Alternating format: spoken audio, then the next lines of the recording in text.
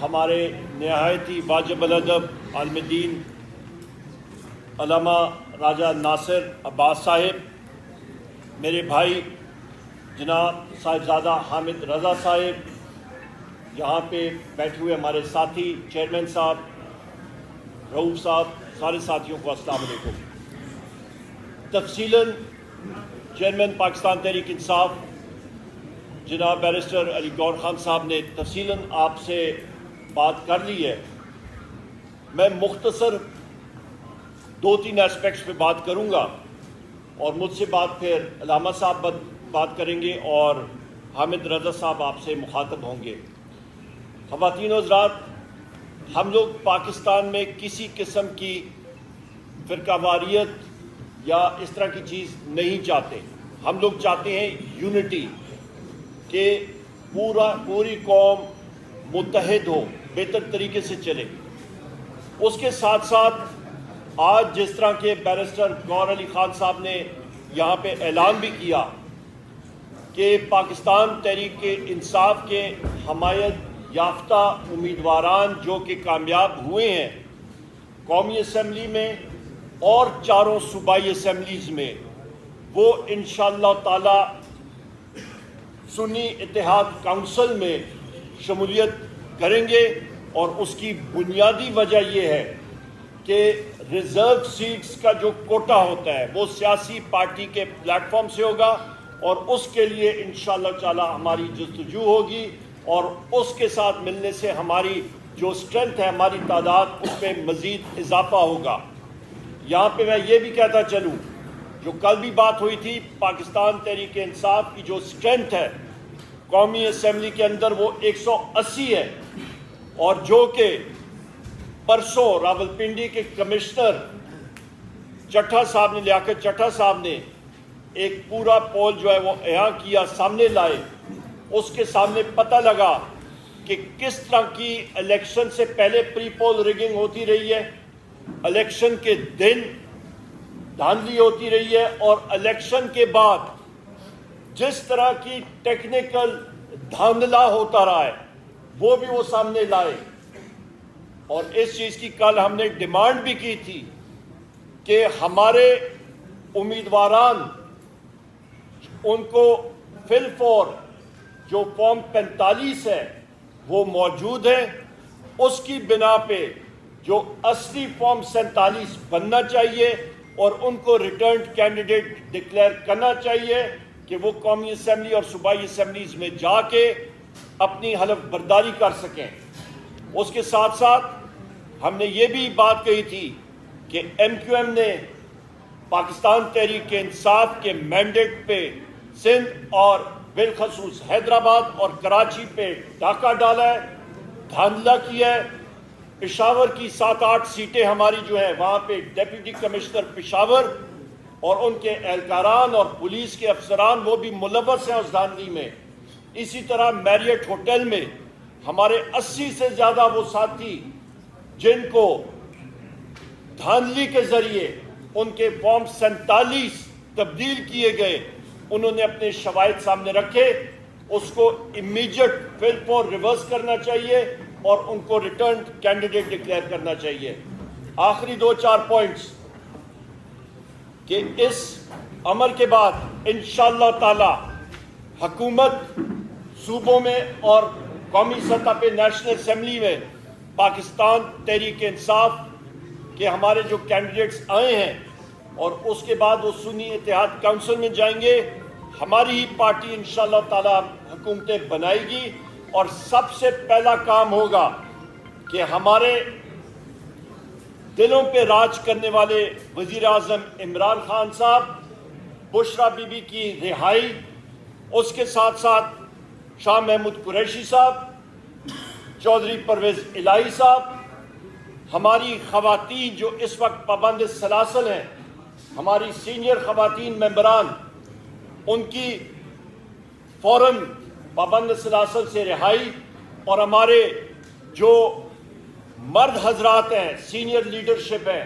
جو پابند سلاسل ہیں، ان کی رہائی، اور سب سے اہم ہمارے سروں کے تاج، ہمارے وہ ورکرز جنہوں نے عمران خان صاحب اور پاکستان تحریک انصاف کے نظریے کے اوپر حقیقی آزادی کے لیے قربانیاں دیں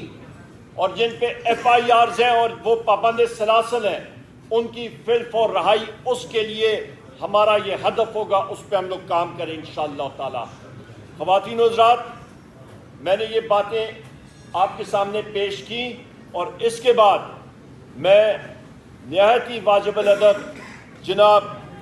علامہ راجہ ناصر عباس صاحب سے گزارش کروں گا کہ وہ آپ سے مخاطب ہوں، اور میں یہاں پہ یہ بھی کہتا چلوں کہ ہماری MWM مجلس وحدت المسلمین، انہوں نے جتنی سپورٹ کی ہے عمران خان صاحب کے لیے، پاکستان تحریک انصاف کے لیے، میرے پاس وہ شکریہ کے الفاظ نہیں ہیں۔ ہر جگہ پہ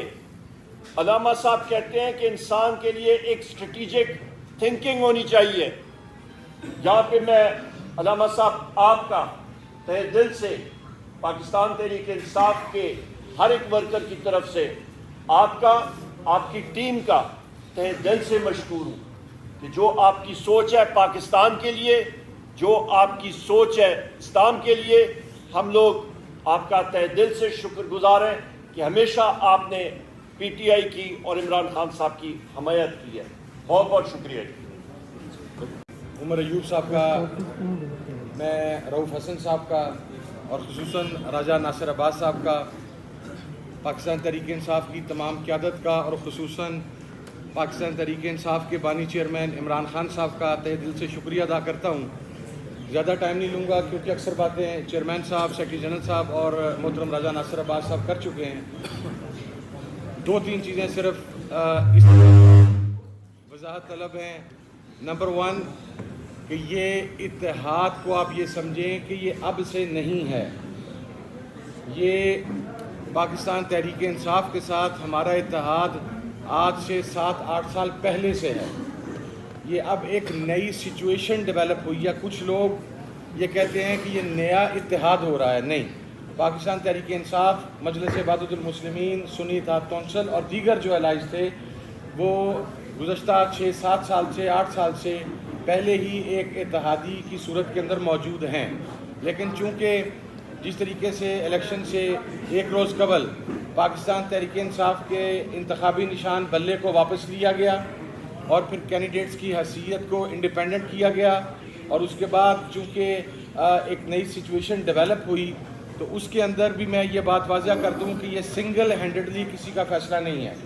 یہ فیصلے کے اندر پاکستان تحریک انصاف کی قیادت، مجلس وحدت المسلمین کی قیادت، اور پھر اس کے بعد محترم عمران خان صاحب سے اس کی فائنل اپروول، یہ تمام چیزیں اس کے اندر شامل ہیں۔ تو یہ فیصلہ